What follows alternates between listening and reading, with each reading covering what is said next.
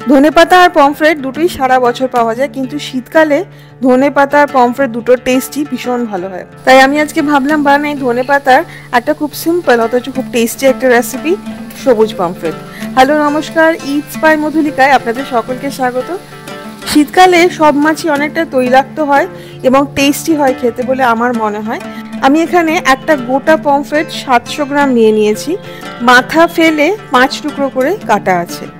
পমফ্রেটটা প্রথমেই নুন হলুদ দিয়ে ম্যারিনেট করে নিতে হবে। আমি আজকাল নুন হলুদ দিয়ে ম্যারিনেট করার সময় হলুদটা একটু বেশি করে দিই, তাতে আমার মনে হয় যে ভাজতে সুবিধা হয়। 1 চা চামচ নুন আর 1 চা চামচ হলুদ দিয়ে মাছটার গায়ে খুব ভালো করে মাখিয়ে ম্যারিনেট করে রেখে দেবো 15 মিনিটের মতো। হাফ অ্যান আওয়ার অবধিও রাখতে পারেন। সর্ষের তেলে মাছটা ভাজবো। হাফ কাপ সর্ষের তেল কড়াইতে গরম করে নিয়ে তার মধ্যে ম্যারিনেট করে মাছগুলো দিয়ে দেবো। 2 থেকে 3 মিনিট হাই ফ্লেমে ভেজে মাছের টুকরোটা উল্টে নিয়ে অপর দিকটাও আবার 2 থেকে 3 মিনিট হাই ফ্লেমে ভেজে নিতে হবে। এইভাবে প্রত্যেকটা টুকরো মাছকে ভেজে নিতে হবে। দেখুন মাছটা এতই বড় যে কড়াইতে ভাজতে একটু অসুবিধা হচ্ছে, আমরা একটু বড় কড়াই নেওয়া উচিত ছিল। রান্নায় আমি যেসব উপকরণ ইউজ করছি সমস্ত উপকরণের লিস্ট রান্নার নিচে ডেসক্রিপশন বক্সে শেয়ার করা থাকবে, আর শেয়ার করা থাকবে আরও কিছু মাছের রেসিপির লিঙ্কে ক্লিক করলে রেসিপিগুলো দেখা যায়। দেখে ভালো লাগলে অবশ্যই ট্রাই করবেন, আর যদি পছন্দ হয় তাহলে প্লিজ লাইক করবেন ও শেয়ার করবেন অ্যাটলিস্ট 5 জনের সাথে যারা রান্না করতে ভালোবাসে। দেখুন এইভাবে প্রত্যেকটা মাছের টুকরো আমি ভেজে তুলে নিচ্ছি। একটা মশলা বানাতে হবে, তার জন্য আমি নিয়ে নিয়েছি একটা মাঝারি সাইজের আর একটা ছোট পেঁয়াজ, 8টা থেকে 10টা রসুনের কোয়া নিতে হবে, আদা নিয়ে নিতে হবে 1 চা চামচের মতো। আমি 3টে কাঁচা লঙ্কা নিয়েছি, যে যেরকম ঝাল খায় সেই অনুযায়ী কাঁচা লঙ্কা নিয়ে নিতে হবে। ধনেপাতা বাটা নিতে হবে হাফ কাপ, পুরোটা একদম মসৃণ করে বেটে নিতে হবে। মাছ ভাজার পরে বাকি যে তেলটা আছে তার মধ্যে কালো জিরে ফোড়ন দিয়ে নুনটা দিয়ে দিলাম, তারপরে দিয়ে দেব সবুজ মশলাটা।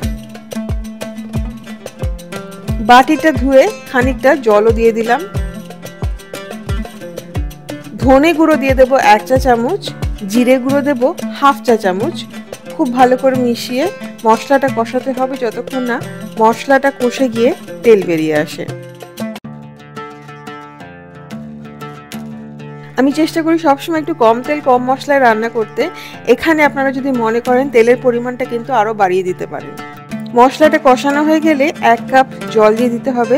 খুব ভালো করে মিশিয়ে নিয়ে যখন ঝোলটা ফুটতে শুরু করবে তখন দিয়ে দিতে হবে ভেজে রাখা মাছগুলো কিন্তু এইটা কিন্তু একটুখানি গামাখা ঝোল হলেই বেশি ভালো লাগে, সুতরাং আমি 1 কাপ জল দিলাম। আপনাদের যদি ঝোলটা বেশি লাগে তাহলে কিন্তু জলের পরিমাণটা বাড়িয়ে দেবেন। মাছগুলোকে ঝোলের মধ্যে ডুবিয়ে দিতে হবে। প্লেটের মধ্যে মাছ ভাজার বেশ খানিকটা তেল লেগেছিল, সেটাকেও কাছিয়ে আমি উপর দিয়ে দেব। তারপরে ঢেকে রান্না করব একদম কম আছে 4 থেকে 5 মিনিট। 5 মিনিটের মধ্যে মাছটা পুরো সিদ্ধ হয়ে গিয়ে ভেতরে পুরো মশলাও ঢুকে যাবে। মাছগুলো একটু উল্টে পাল্টে দিয়ে দেব কাঁচা তেল, 2 টেবিল চামচের মতো কাঁচা তেল দিয়ে দিতে হবে। এতে কিন্তু রান্নার টেস্টটা একদম পাল্টে যাবে। আর দিয়ে দিতে হবে বেশ কয়েকটা কাঁচা লঙ্কা। আমার কাছে পাকা লঙ্কা ছিল বলে আমি পাকা লঙ্কা দিলাম, এখানে দেখতেও ভালো লাগবে। রান্নাটা কিন্তু একদম কমপ্লিট। আঁচটা বন্ধ করে ঢাকা দিয়ে রেখে দিন 10 থেকে 15 মিনিট। সার্ভ করুন গরম ভাতের সাথে বা পোলাওয়ের সাথে। গরম ভাতের সাথে কিন্তু এটা খেতে অসাধারণ লাগে। বানিয়ে দেখুন ঠিক এইভাবে সবুজ পমফ্রেট। আমাকে কমেন্ট করে জানান যে আপনাদের রান্নাটা কেমন লাগলো। যদি ভালো লাগে প্লিজ লাইক করবেন, শেয়ার করবেন। ইটস বাই মধুলিকা সাবস্ক্রাইব করে আমার পাশে থাকবেন। খুব ভালো থাকবেন, ভালো রান্না করবেন। দেখা হচ্ছে খুব শিগগিরই। Happy cooking. Thank you.